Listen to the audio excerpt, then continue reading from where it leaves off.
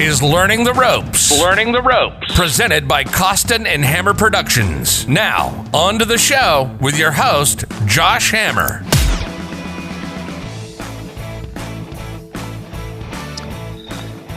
Welcome, everyone, to Learning the Ropes, a podcast that uses a game of baseball as a framework for understanding a variety of other topics to improve personal development and to understand perspective of those around us. Remember, if you like what you hear, please go out and support us by rate and review on Apple Podcasts and Spotify. If you want to support us through other ways, you can follow us on all things social media, Facebook, Instagram, and Twitter at Costin Hammer. Now let's cut right to the chase. I'm here with a very special guest, good friend of mine. He's currently an assistant coach at Sonoma State. We crossed paths at Holy Names University, where you've served as a graduate assistant. He's a former student athlete as well, played at Oregon State and Sonoma State. And so now I'm going to just do it and announce him properly. So without any further ado, now batting number 10, Max Shupe. Well, welcome Joshua. to the show. Hello there. Thank you for having me. I appreciate it. Oh, I'm. You said batting number 9. That would have been better. Number 9. I was just going with number 10. In the lineup. I just wanted you to be an extra hitter. I thought we were playing extra hitter rules. Gotcha. I got downgraded to EH. Appreciate it. How's it going? Everything's going well. I'm looking forward to Easter break. That's a thing because, I'm still teaching high school and coaching a little ball myself. Well, both of us aren't coaching ball at the moment, unfortunately. So let's chat a little bit more about that. So you are now serving as an assistant coach at Sonoma State University. I know that you were pursuing your master's at Holy Names, and we graduated at Holy Names with your MBA, your master's of business administration. But I guess my question to you is, what led you back into coaching? It's a good question. I think it goes back a few years. I won't take you too far back, but to when I graduated from Sonoma State University in 2010. I kind of always knew I wanted to be in some kind of coach role, teacher role, instructor role, mentor role, whether it was a job or if it was completely something different from that on the side. So at Sonoma State, it was a great environment. I love playing there. All the coaches, a lot of them are still there.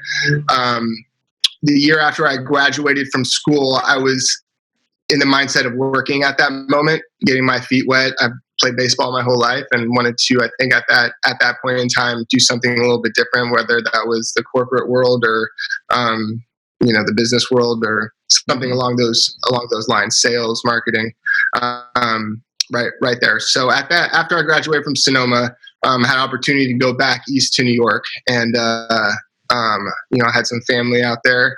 I ended up working in Manhattan for about a year, working for a talent management agency. I was kind of hoping to do the sports agency, but it was tough breaking into, very tough.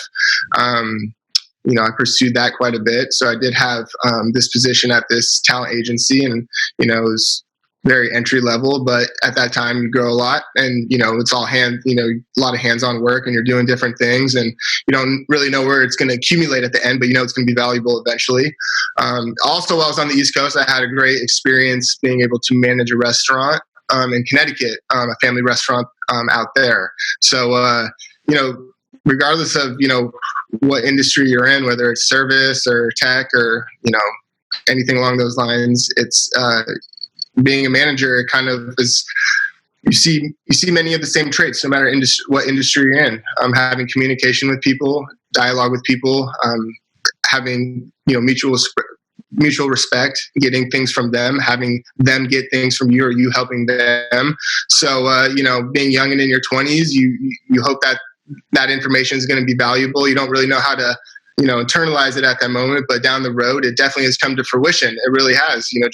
Being in a restaurant business, you learn how to approach people and speak to people and shake people's hands and introduce yourself and everything, under the sun from there. But that correlates with being a baseball coach and having to recruit and to meet parents and to meet sponsors and donators and players and student athletes and everybody within the school organization themselves.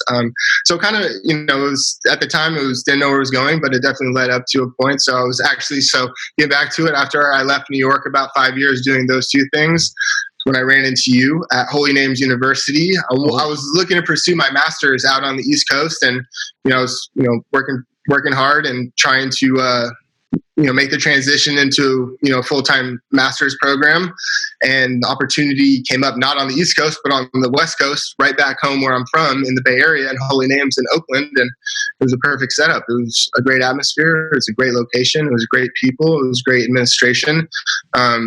The program that we were in, the ELP program, I think was set up fantastic for what it allowed us to do. And what it allowed us to do specifically was coach and go to school full time.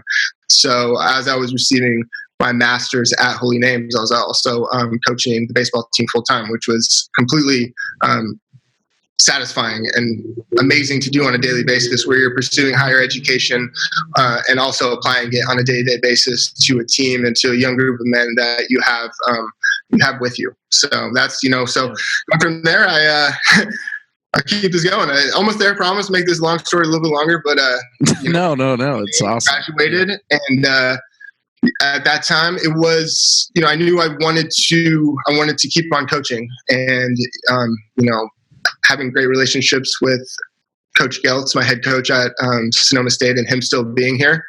He offered me to come back and help out with infield and offense and have a role doing things at the university. So it's been great. And it's a great environment. I think I like it specifically because it allows me to grow as a young coach, be very hands-on. He's open to that. And I think, makes all of us better because his openness to allow coaches to make mistakes and try new things, but also understand that we have a team philosophy and goal, and we need to execute certain things under that philosophy, and what we're brand is about, and how we need to play consistent good baseball. So ended up back at Sonoma, had my first full year back there last year, and then this year is upon us right now, and we are currently canceled for the rest of the season because of the coronavirus that's going on. So right now it's a little bit slow for everybody, us coaches, and I know the student athletes included.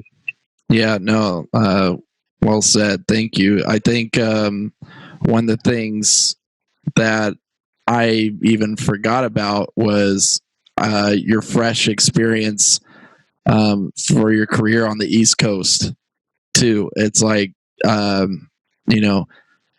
think you are so passionate about what you do that you're always kind of in the here and now.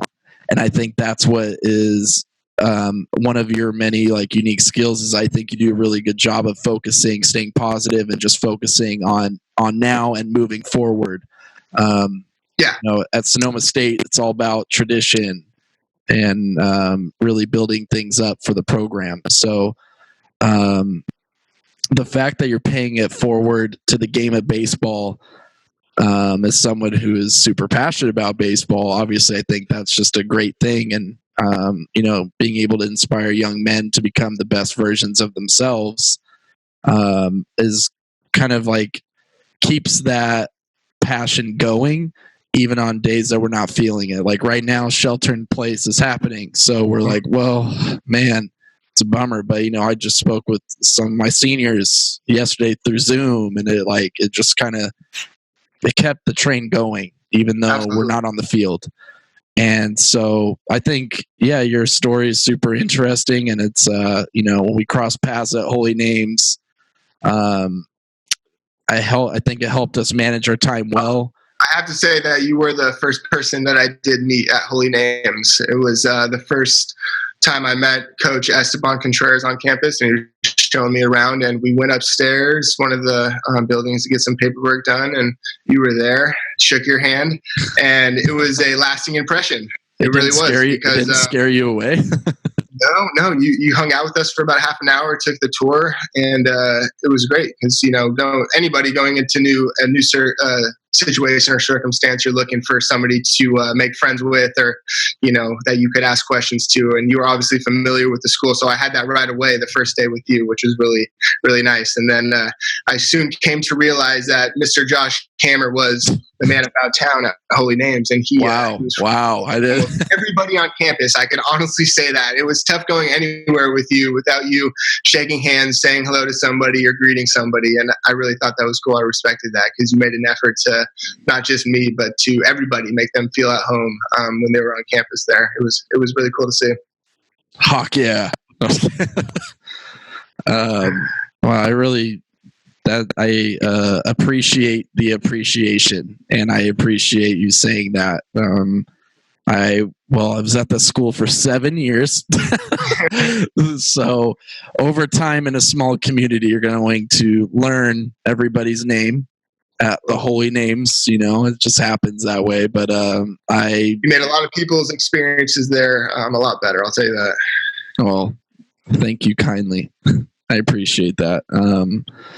And I think, that being said, when we talk about leadership and things that really stand out, you have a pretty, I would say, a healthy amount of work experience.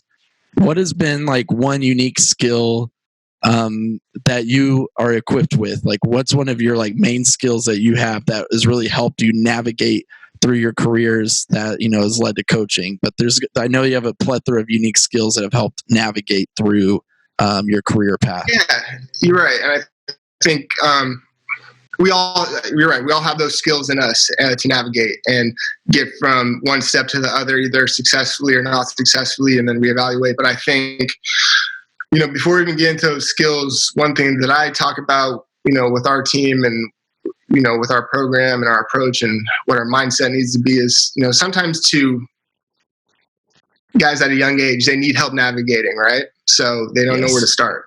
Sometimes starting means jumping in the fire. What I mean by that is just getting your feet wet. Just starting somewhere, whether that's, how do I approach getting better at defense? Well, we're going to start here and we'll work from there. Offense, pitching, same exact thing. Mm-hmm. I think from my experience, it goes with it. I think my general direction, I knew I was academic focused. I knew I wanted a career. I knew I wanted to try a couple of things before I got, into my later 20s, you could say. But, those decisions came from really not knowing what the outcome is going to be on their other end, but taking a chance of, a calculated chance of doing something, smart and beneficial that you're going to look back on it and the time coming that you did the right way. But you have to start somewhere. And with our guys, I tell them this, once a week at least, is just, hop in the fire, just do it, just get it going. And, something that they thought they couldn't do at the end of last week, they're, 15, 20% better at it this week. And it's eye-opening to them. And that's probably the most gratifying thing as a coach, is to, jump in there with them and, not dictate and not scream and yell, but, instruct and, demonstrate and do it with them. And, to see the small progress after they're able to, take that leap and get their feet going. It's great to see. It's great. Yeah, no, absolutely. I think, I always talk about, process over outcome.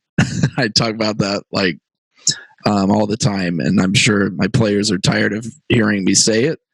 But to your point, I think it's very interesting to watch.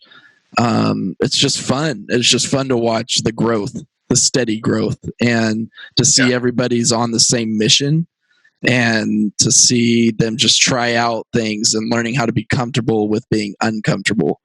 And I think there's no better person than you, who's gone through a lot of uncomfortable situations and put yourself out there in the workforce. But I think you have come out way stronger on the other side of those experiences and those hardships and those obstacles. And I think that example of you just, like you just said, not being like a dictator coach, but just being like a human being and seeing them eye to eye, and just saying, hey, this is my experience, and I'm just sharing you with my experience, and I'm going to instruct you to as a way to give you suggestions. I'm going to give you the tools, but it's up to you to use them. But I'm here to support you every step of the way. And I think that is what coaching is really, all about. And that's why it's easy to go back to. It's like, at first I was kind of like, well, all right, you had a successful job here. Why would you even want to lead back into coaching? Well, that's it right there. It's just seeing the growth and the impact that you've made on the game of baseball, and seeing your players' work come into fruition. And I think that it's admirable. It's fun to watch and be a part of. As a coach myself, like just at the high school level, it's fun to watch players grow. So I guess I feel you on that 100%. Yeah. Sometimes that growth is quicker. Sometimes it's a little bit slower, but yes. Day-to-day grind and just being there with them. And, sometimes that growth doesn't necessarily come across on the baseball field in when that maturation happens. A lot of times that, just the talks that happen on the field and instruction, it leads to positive changes in kids' lives off the field as well. So you're right. It hits you in different areas, all different ways. So yeah. And to that point, there's folks right now that may be listening to this podcast that are figuring it out, and that's the best way I could phrase it, is figuring it out. We don't always know what that it thing is. We don't know what it looks like. Yeah. You mentioned your interests, well, I didn't get that sports agency thing. It didn't work out, but, I just kept my entry level job. It kept working, but I gained a lot of experience from that. And I've been able to apply those transferable skills into everything else that I'm doing. And now it's kind of, in my opinion, it's setting you apart now because of that, because you took that growth mindset, process over outcome, to kind of keep things moving. And so I guess the whole thing, the point that I want any viewers or listeners to take away is, all right, well, what do we do now when we're having a tough time deciding what to do, but we still want to follow our passion? And obviously we may not have the answer, but we can at least leave a couple suggestions. So for me, it's, following, you ever heard the saying, follow your bliss and doors will open? Yeah. I don't know. Yeah. I think just following that itch and just actually making something of it, not just sitting on your heels and not doing something about it. 100%. So, I don't know how you feel about that, but if someone else is graduating from college right now that may be listening or viewing this, what would you want to say to them as just a little advice? In college, and everyone has their own path, respectfully. Some people will, lock a job down right out of college and stay with that job for a long time. Some people will, go from job to job on a more frequent basis.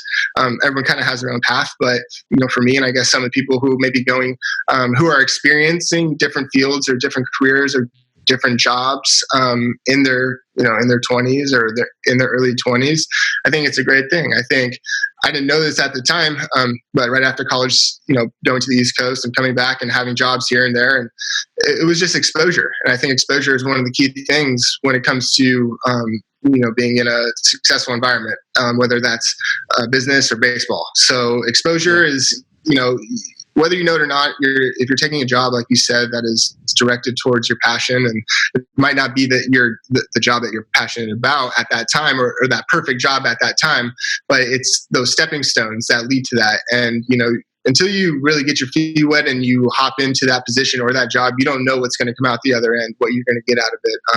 You can only assume. So 100%, I think it's just taking one step at a time and being as exposed. I like being exposed as much as possible, and I coach infielders that as well, and it's kind of one of my coaching things that I tell them is in the fall, hey guys, like right now, I want us to get as exposed to as many different situations as possible, whether that's infield technique or game technique or just regular fundamentals that we do for pregame. And I just want you to be exposed. Why do I want you to be exposed?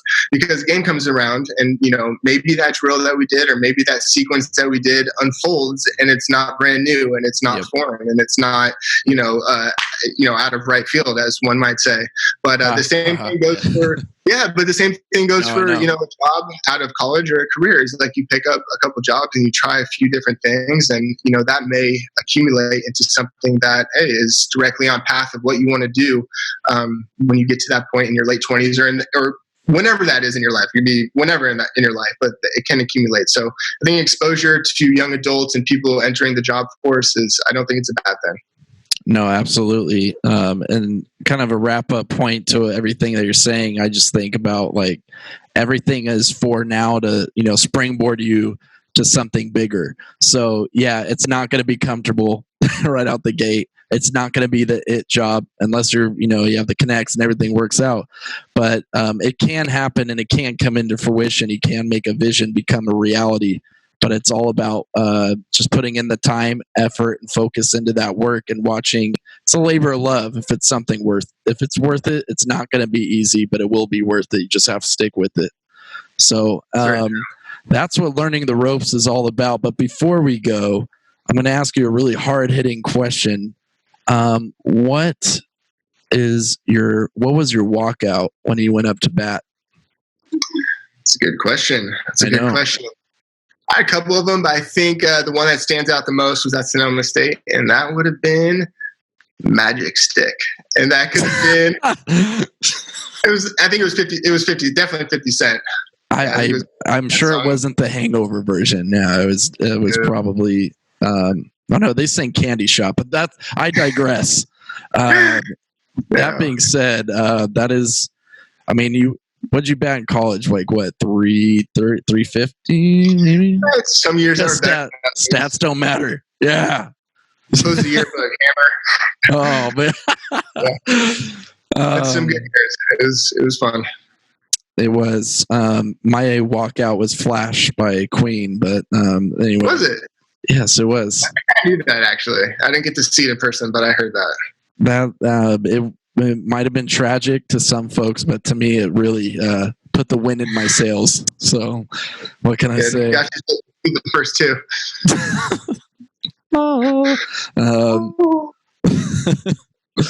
All right. Well, thanks again. Is there anything else you want to add, or is that it? That's it? That was awesome. Thank you for having a nice little talk, and hopefully, somebody see this and they like it. So we'll see. We'll see. And if you like what you hear right now at this very moment, feel free to rate and review on Apple Podcasts and Spotify. And be sure to follow us all things social media, Facebook, Instagram, and Twitter at Cost and Hammer. And if you want to shout out my special guest, I don't know if you want to share your Instagram handle, but at least maybe Sonoma State Baseball. Get the word out. Sonoma State Baseball. Go follow us. We're almost at 1,000, so we need a couple more. Oh, give us more. Come on. Okay. Yeah, so follow Sonoma State Baseball. I'm going to put it in all the links on everything. Gets the people going. All right. Well, this is it from Learning the Ropes, episode 3. Thank you for tuning in. From Max Shupe and myself, Josh Hammer, it's been a pleasure. Thank you all. Take care and have a good rest of your day. See you next time. Hey, thank you for checking out our YouTube channel. Be sure to drop a like, subscribe, and turn on your notifications so you know exactly when the next Costin and Hammer Productions video drops. Be sure to follow us all things social media. Facebook, Instagram, and Twitter, and the links below. We appreciate your support. We'll see you next time.